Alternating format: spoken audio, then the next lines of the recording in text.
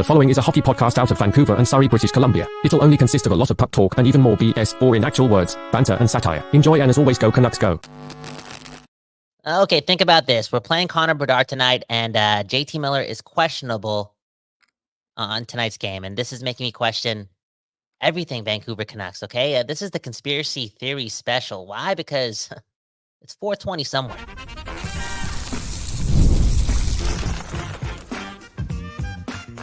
You're Locked On Canucks, your daily podcast on the Vancouver Canucks, part of the Locked On Podcast Network, your team every day. Hey, welcome to another episode of Locked On Canucks. My name is Trevor Beggs, co-host of Locked On Canucks and also a Canucks writer currently with Daily Hive Vancouver. Before we dive into today's episode, we got to thank you for tuning into Locked On Canucks because it is your Canucks every damn day. We're part of that Locked On Podcast Network. They're doing the most for sports fans across the world. And for our show, if you haven't done so already, what are you waiting for? Make sure you go subscribe and like this video on YouTube and on the podcast side. Oh, baby, go follow us and leave a good old 5-star review because we're not here without you. And we're also not here without the sponsors. And today's episode is brought to you by FanDuel. Place your first $5 bet. You'll get started with $200 in bonus bets guaranteed. Visit FanDuel.com to get started. Nothing like a good old conspiracy, hey, Kyle? Hey.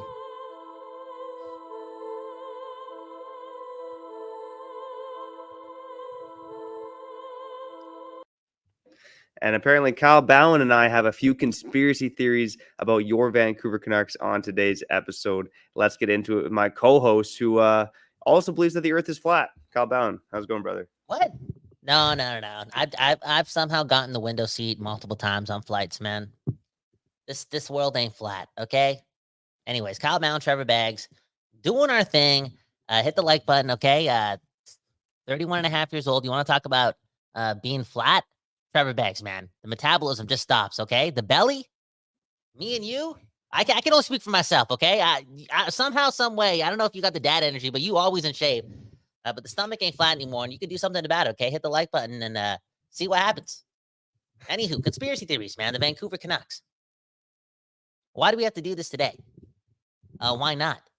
Okay? A lot going on, and we're facing Connor Bedard and the Chicago Blackhawks, and again, it's the fall, and it's 2024, and the Canucks are good, and we're excited, and hockey is the love of our lives again, and it's interesting to note that a couple years ago, we were in the Connor Bedard sweepstakes, you know, and this was a generational talent, and the Canucks sucked, right? It was the Boudreau year, the second Boudreau year, right? Things were going in the right direction in regards to the tank, right? Again, Connor Bedard possibly coming home or staying home.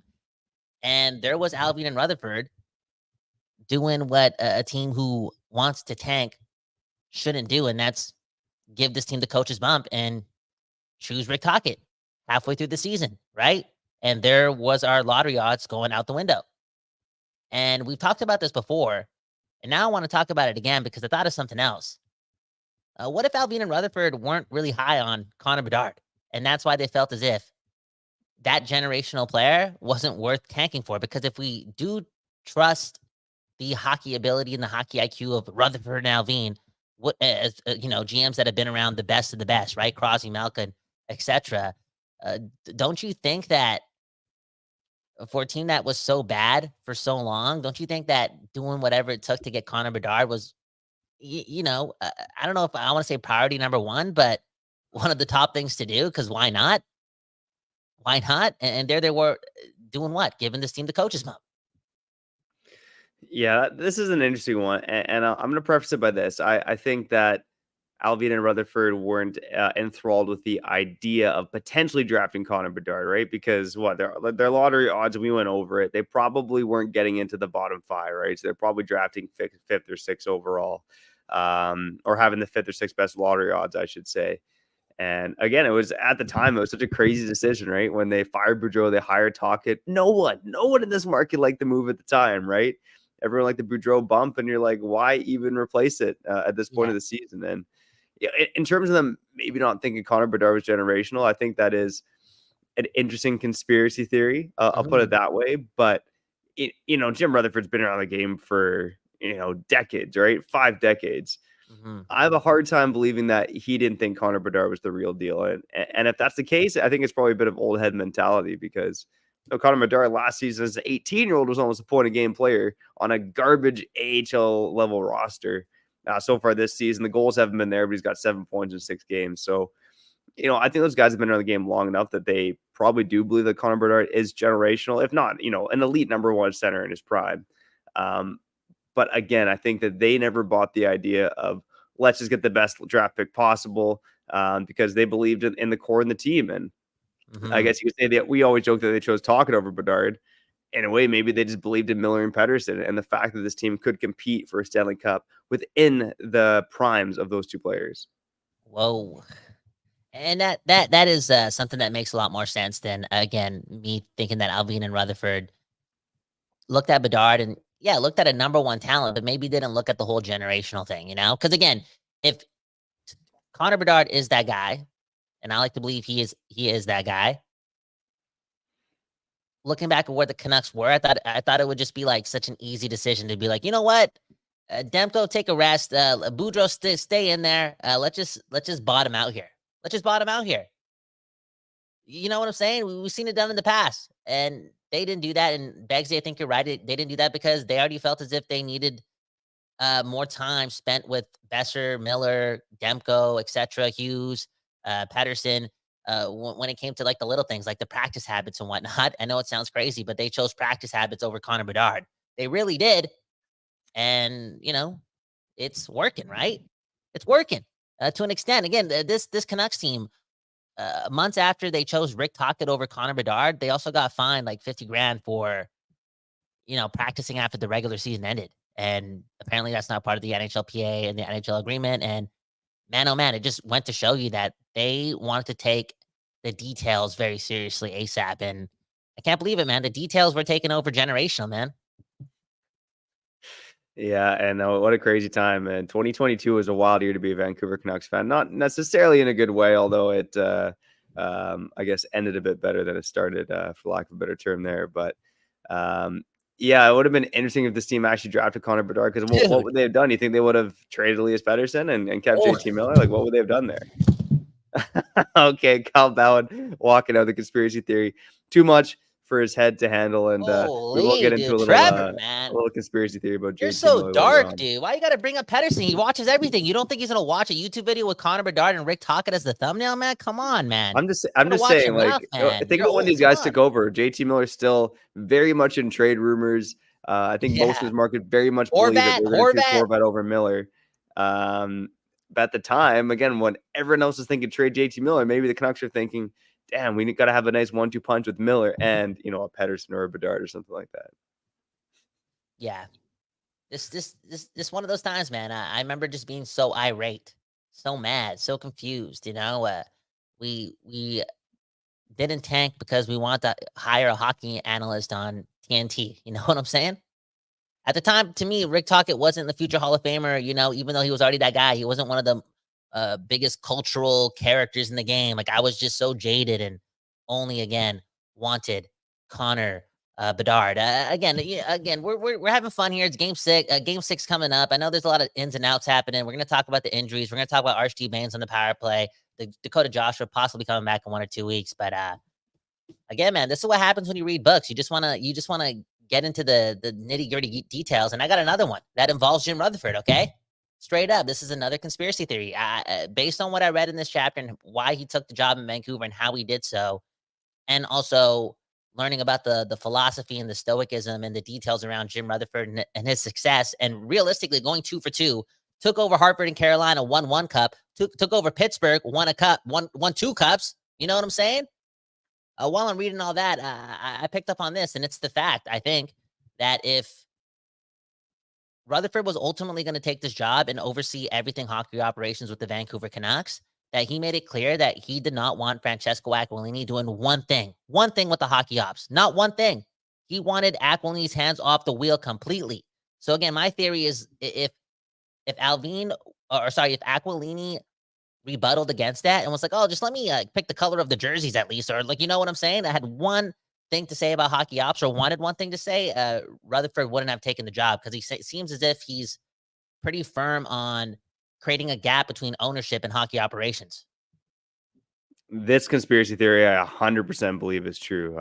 Unlike your first one, I think it's stretching a bit, but this one I think is absolutely true. Look, I think Aquilini, there's a lot of bad things about the Aquilini family in general, but after the catastrophe that was the Jim Benning era, where Aquilini handpicked his puppet and had say in the day-to-day decisions, you like to think even a guy with like Aquilini, who's got a lot of blemishes on his record, he's obviously still a smart enough businessman to realize when he's made a mistake. And Jim Rutherford, again, like you mentioned, Kyle, has been around the game for a long time, and he mentions it in the book that you got to learn how to manage at different levels. And I truly believe that your conspiracy theory is true, that Jim Rutherford told Aquilini that you cannot have any say in the operations of this team, because I think Jim Rutherford's got a pretty easy argument. The last 8 years before they took over was a disaster. So there's no doubt in my mind that that was the case with Jim Rutherford and Aquilini there. Yeah, man. And there was a quote from the book that brought up the initial press conference between Rutherford and Aquilini, where he kind of alluded to that needing to happen. And that's a pretty powerful thing to say when your boss is right next to you, right? Or your quote unquote boss. Like, does Jim Rutherford really have a boss? I mean, this guy's just a hockey nerd, a hockey savant. Again, read the book, The Business of Building Winning Teams, written by Craig Custance, okay? Quinn Hughes probably has this book, okay, and probably gave it to Patrick Alvin for real. This book is packed with a lot of hockey nerd information, and that Jim Rutherford chapter makes me believe that, again, the Vancouver Canucks are going to win the Stanley Cup under this dude, for sure. I already told you, he's 2 for 2 already, leading teams and leading hockey operational groups to, touch that silver mug. And for him to shut Aquilini up and out of hockey ops, and for us to see culturally within the fan group, the outlook on this team completely shift within like 2.5 years or like 20 days. It feels like that is strange and fascinating, and reason for like, oh, is this even real? But when you peel back the layers and understand that this dude, Jim Rutherford, is overseeing all of this, you're like, okay, it makes sense. We're good. Yeah, and Jim Rutherford we trust. And I've said time and time again, the Canucks got a cup window now, I think, of about 3 years. And you can never fully believe anything, or we don't have that crystal ball. But I think there's a damn good chance this Canucks team is finally bringing home a cup to the Vancouver Canucks. And while we can't guarantee that, I can guarantee that we'll be back on the other side with another conspiracy theory that's more rooted in the modern day, in that regards the Canucks and injuries and playing hurt and signals that might be sent to certain guys on the team. That's coming up on the other side. We'll also get to some of your conspiracy theories as well to end off the show, because there's some good ones right now in the comments on the YouTube Live, baby. So let's fall further down the rabbit hole here in the Twilight Zone after we shout out our friends over at FanDuel.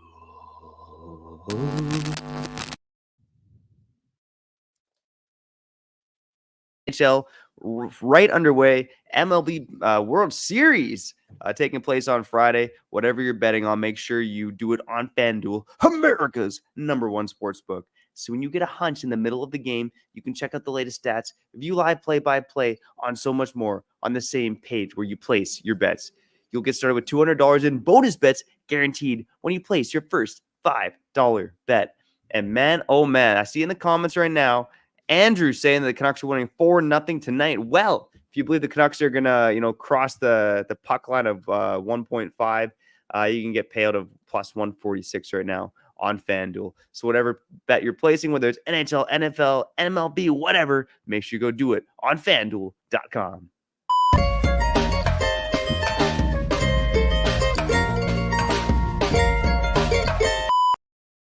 People, we back doing this, and that's talking about your Vancouver Canucks. My name is Kyle Bowen, and that right there is, more importantly, Trevor effing Beggs. What a legend, man. Second best father of the year, doing his thing. And man, oh man, I haven't asked you this in quite some time, before we talk about these injured Canucks players and one other conspiracy theory. How you doing? Yeah, man, life is good. What can I say? It's a blessing to do this with you every day. Talking Vancouver Canucks on Locked On Canucks, baby. And come on, we even got games going on right now. Yeah, life is good, buddy. Life is good. How about you, man? Life How are is you? I'm good. I just got a haircut, man. Went from a 5.8 to a 7, man. That's always the dream after every haircut. And switched over barbers, and it takes weeks. It takes a week after week after week of commitment and trust to start getting that chemistry between barber and client. And I think we're getting there, okay? Because I'm feeling good right now, man. Straight up. And I told you about the other day, right? 27 and a half minutes Friday night, between where the magic happens. Come on, man. I'm feeling good right now. Anyways, I think Dakota Joshua is feeling a lot better. Hey, maybe Thatcher Demko is feeling a lot better too, because at different times today, they were both on the ice. And I feel as if we got a timeline on one of them. Okay, Dakota Joshua, according to Frank Saravelli. I mean, I don't know how much you want to trust this dude. I don't know if he's just doing it for the clicks right now, straight up. He knows how crazy Vancouver is. Man, oh man. Him and Elliot Friedman, man. Who would win in a tag team fight? Elliot Friedman and Frank Saravelli, or Kane and The Undertaker? I don't know. Straight up. Anyways, Frank Saravelli saying that Dakota Joshua may be back in 1 to 2 weeks. Talk about it, Begsy. Well, first and foremost, I think I take everything that Frank Saravalli says with a massive grain of salt. When I see Frank Saravalli tweet, I get that face that Nikita Zadorov made when he was smelling the salts too hard on the bench there. We go, but hopefully he's right. I mean, I like to believe that Dakota Joshua is coming close to returning to the lineup. And again, I know there was a couple other instances from guys who were set out with testicular cancer and the operations they got, or they kind of missed about a month or two, right? With like Shea Theodore, Phil Kessel being some of those guys. So again, just want Dakota Joshua first and foremost to be healthy as hell. And I'm really curious to see where he's going to slot into the lineup when he comes back to the Vancouver Canucks. And again, Whoa. I think right now everyone envisions the whole like Joshua, Bluger, Garland line reconnecting. But how about a line of Joshua, Sherwood, and Bluger? That would be some fun, man. I knew you were gonna do that, and because I was lining myself up for this hockey nerd question, okay, that I want you to answer. Don't you think it's better for the Canucks and ultimately their philosophy and how they want to be hard to play against, shift in and shift out? Don't you think it's easier for them to do so if Sherwood and Joshua are on separate lines? I mean, probably, but I'm for fun and chaos, man. And look, Yeah. I think there's enough depth on the Canucks forward, or especially on the wings right now, where you can reward the guys who are going the most with those top 6 minutes to play with Pettersson and Miller. Okay. And that's why Hoglander and Garland, they started the season on the third line, but they started playing top 6 minutes. I mean, hell, Connor Garland's been leading the team in even strength ice time.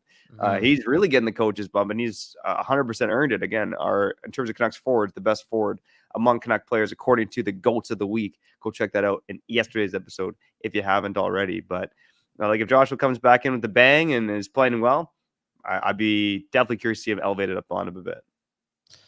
Yeah, man, just super fascinated to see how this lineup looks with Joshua in the lineup. More so because of what they have in Sherwood as well. Like just seeing a bottom six shift in and shift out that provide physicality and that level of tenacity is going to be, in my opinion, again, I'll use the word again, culture shifting. Like that's going to look fresh. That's going to look different. Canucks fans are going to love that. Teams that are playing against the Canucks are going to hate that.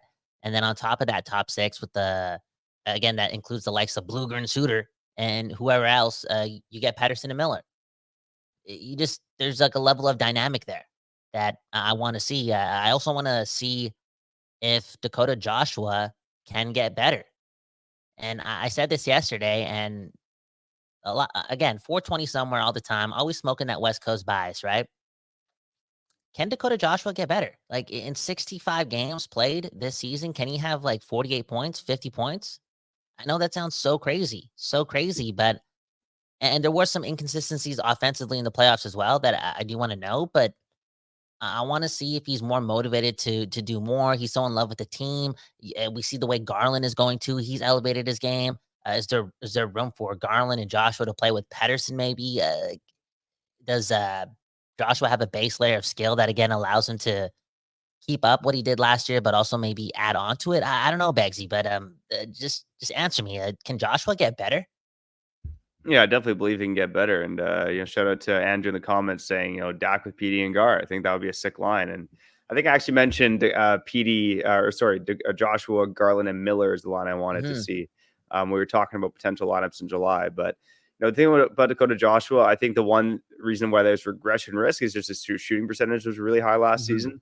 But if you look at where he gets most of his shots, most of his chances, it's right around the crease. So, based on the frame that he has, based on his, pretty good hands in tight, you would expect that he's going to have a higher than average shooting percentage. But this is also a guy that has had next to no power play time either. And I do think, we've seen the Canucks shake up the power play with some different combinations, and with the power play not going right now, I'd be interested to see if Dakota Joshua can get a spot there. But again, the fact he only played third line minutes last year and PK minutes, if he does get more top 6 minutes and some power play time, I absolutely think he can, at least set new career highs in terms of goals and points. And I'll take it up another notch by saying this, and this may scare people, but Jake DeBrusk is already off power play unit number 1. There's going to be an opportunity within that unit to shake things up. Maybe that means moving Brock Besser off of where he's pretty good at, in front of the net, and maybe moving him around the ice more, leading for us to have a place in front of the net vacant now on power play number 1. And is Joshua that guy? I'm being serious, man. You know who else is pretty good at shoveling up the pucks in front of the net and putting them in the back of the net? It's Dakota Joshua. Yeah. Yeah, here's the thing, and I know the Canucks went away from this in practice yesterday, and for those who missed it, basically Baines and Garland got on to PP1 in practice yesterday, with obviously Miller not practicing, and then DeBrusk bumped to the second unit. But the thing about Brock Besser is Brock Besser last season was one of the best players at scoring goals in tight, at screening goalies on the power play. So, Brock Besser is such a well-rounded player at this point in his career that you could put him anywhere, but the fact that he's so good and tight would give me some hesitation about taking him away from that role on PP1. Yeah, didn't he score a goal in front of the net game 1 against Calgary? Yep. Stick on the ice, great pass by Miller. You know what, Begsy? I feel as if we're going to do this, hopefully not all season long, hopefully just for the remainder of the month. But we're going to be talking about the power play combinations and how to ultimately fix, maybe mess is an overstatement, but if you want to bring it back to last year, then yeah, it's a mess based on what happened in the second half of the season. But there has to be a way to get this to not just work efficiently, that trends towards the top half of the league when it comes to power play percentage, but also a way for this to be a grand slam with this group of players. Straight up, it has to work. Miller, Patterson, and Hughes have to make it work. And the more and more I read those names out loud, the more and more I think about how, damn, Trevor, this is why I don't like hanging out with you sometimes. But is it Patterson's fault that the power play is not going? Oh, man, come on, let's not go down that conspiracy rabbit hole. I don't think that's the case, and we will get into some fan conspiracy theories in the comments here before we wrap up here on Locked On Canucks. But Kyle, the ops like to take a break at this point in the show. But what I want to do is touch on your final conspiracy theory that regards the Canucks and injury situations. Okay, let's do that after the break. Let's do that after the break. We're pleasing the ops. Kyle, man, I didn't think you had it in you. It's not even about the ops. Let me just load up here because this I already went dark with the Patterson thing, and now we're gonna bring up Patterson again when it comes to conspiracies. And you know what? Let's do a commercial break so I can pray that God's not watching. Okay. All right, there we go. Our final Canucks conspiracy theory and fan conspiracy theories on the other side after we showed it our friends over at Indeed. All right, it ain't bikini season. It ain't Speedo season. It ain't sit down and scratch your sack season. It's get a job season, baby. So if you're looking for a job or if you're an employer looking to hire, you need to use Indeed. Indeed is your matching and hiring platform with over 350 million global monthly visitors, according to Indeed data. And they got a matching engine so fast, it helps you find quality candidates fast. Ditch the busy work and use Indeed for scheduling, screening, and messaging so you can connect with candidates faster. And Indeed just doesn't help you hire faster. 93% of employers agree that Indeed delivers the highest quality matches compared to other job sites, according to a recent Indeed survey. So Indeed, man, they got the sauce, baby, and that's why I love to use Indeed. I wouldn't have a job if it wasn't for my friends over at Indeed. Indeed, they leverage over 140 million qualifications and preferences every day, and their matching engine is constantly learning from your preferences. So the more you use Indeed, the better it gets. Join more than 3.5 million businesses worldwide that use Indeed to hire great talent fast. Listeners of the show, you'll get a $75 sponsored job credit to get your jobs more visibility at Indeed.com/lockedon. Just go to Indeed.com/lockedon right now and support our show by saying you heard about Indeed on this very podcast. Indeed.com/lockedon. Terms and conditions apply. Need to hire? You need Indeed.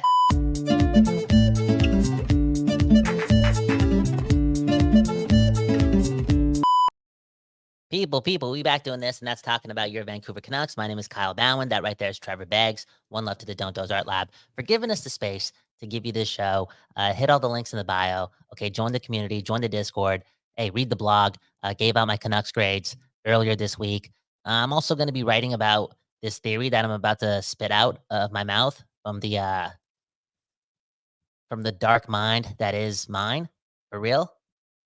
So again, hit the links in the bio, but let's just get straight into it, man, because it's quite clear that this is the year and this is the October where Canucks players, your Canucks players, are going to do whatever it takes to remain in the lineup, okay? And then that's play through injury again in October. We've seen Myers do it.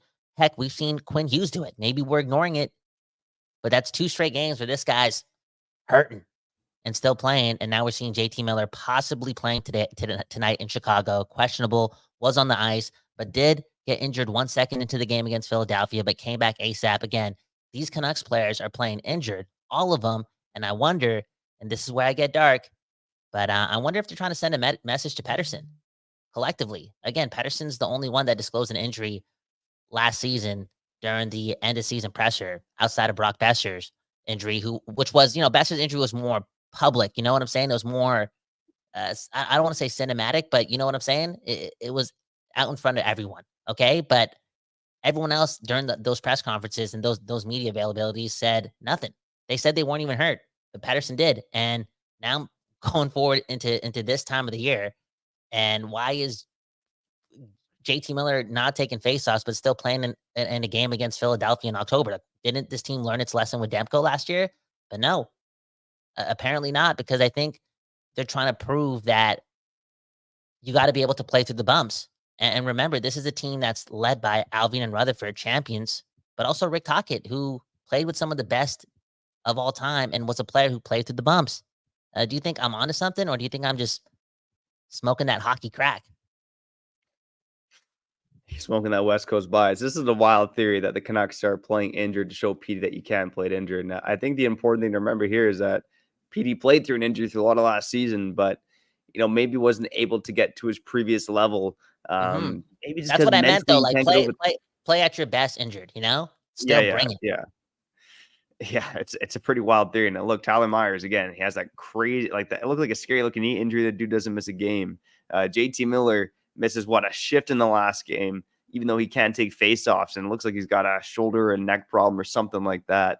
Yeah. Look, I'm not sure what to think of this conspiracy theory, to be honest. I think it's more of a conspiracy than anything else, but it does make me think about, load management in the NHL moving forward. I mean, you see it in the NFL, you see it in the NBA, you see it in MLB. You don't really see it in the NHL because you get these tough athletes who their mentality is, oh, you got to play hurt. You got to play hurt. Like, this isn't just a Canucks thing. I think this is a league-wide thing where a lot of guys play hurt. And I think it can come back to bite you too, because, look, Thatcher Demko, we all know that he rushed back from an injury in the spring, wasn't fully healthy, and then re-aggravated something else that's caused him to still not be playing almost half a year later. So that is a bit of a catch-22 as well. I mean, all athletes are going to play hurt, especially come playoff time. But right now in October, the fact that, Quinn Hughes goes to the dressing room, comes back. Miller goes to the dressing room, comes back. Tyler Myers doesn't miss a game. We're talking about October hockey here. Yeah. It is crazy to me that these guys are coming back from injuries, and that kind of gives a bit more fuel to your theory, Kyle. Yeah, it's just interesting to me. Like, are they trying to send a message, not just to Pettersson, but to the whole team that, like, don't let a bump and bruise get in the way of your instincts? You know what I'm saying? Look at what Quinn Hughes did in overtime 2 minutes after he got nailed by Sam Bennett. He played with his instincts, because sometimes those bumps and bruises, I'm assuming, I've never played in the NHL, but I'm assuming that, it gets in the way. You start thinking that you're not that guy. But we're not talking about 20 ACLs, right? We're not talking about broken arms. You have to find a way to will through the bumps and bruises to still feel like yourself. And I wonder if that's the message you're trying to send out, because maybe collectively behind the scenes, they talked about this. Like, that's within the small details of how a team goes from one level to the next, and the next being, becoming a Stanley Cup champion. And that's blocking out the noise, which comes from the media, but also blocking out the noise that comes from your mind as soon as something's not feeling right in your body. That, again, isn't a torn ACL or broken hand, but is a bump and a bruise. Yeah, I mean, it's look. I think your theory has legs. I just don't fully buy that that's the case. But because yeah, I think Pedersen and Eve, I've heard this argument before that maybe he is just a guy that only plays at his best when he's 100%. And again, I can see the other players in the Canucks. Yeah, you're starting to make me buy your own theory, man. God damn. No, okay, because you know what? Because I have to ask this, right? Why are they playing? Like, why? You're playing Chicago and Philadelphia, bro. I think, and here's my theory, and I don't think it's a conspiracy thing. I think it goes back to having Rick Tocchet as your head coach. You got one of the toughest players in NHL history, not to mention Tocchet, but you got Adam Foote behind that bench too. Unless a doctor's saying like you're an idiot, you absolutely cannot play. I think you got a coaching staff who again has played through a lot of pain through their playing days, and they're leaving it up to players to say like, look, if you think you're good to go, like let's rock and roll. I mean, look at Ilya Mikheyev last year, right? He's playing through a torn MCL until the season's officially out of. Not even last season, 2 seasons ago. So I think that's another example in the Canucks as well. So yeah, I think you got a coaching staff that again is tough as nails throughout their careers, and that rubs off on the players as well. Now, Kyle, man, oh man, speaking of Pedersen, we got a few Pedersen conspiracy theories in the comments here. Let's get to a few of them now. I'm going to mention 2 here. And it's really going into outer space. So Gigatronic is saying that his theory is that the real Pedersen is off in space saving another planet, but don't worry, he'll be back in time for the Cup Finals. And then Aaron Gray also saying Peter had his powers taken by the Space Jam monsters. Dude, those two kind of tie in. Like Adrian, my homie Adrian, if you're watching this, you need to make an animation about this because this could be the case. And I kind of wrote about the whole Pedersen being on another planet in my blog too. Again, link in the bio, and it's something that I kind of believe in too.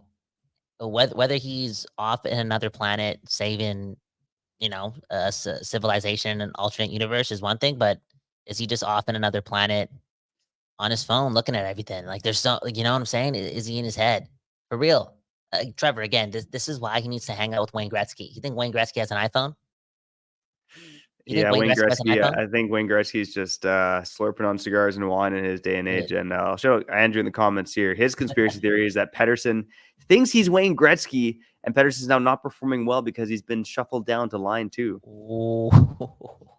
Andrew, you gotta stop hanging out with us, okay? Now you're getting dark. You've never said anything this Illuminati-ish, okay? Trevor, you know what? This is our problem.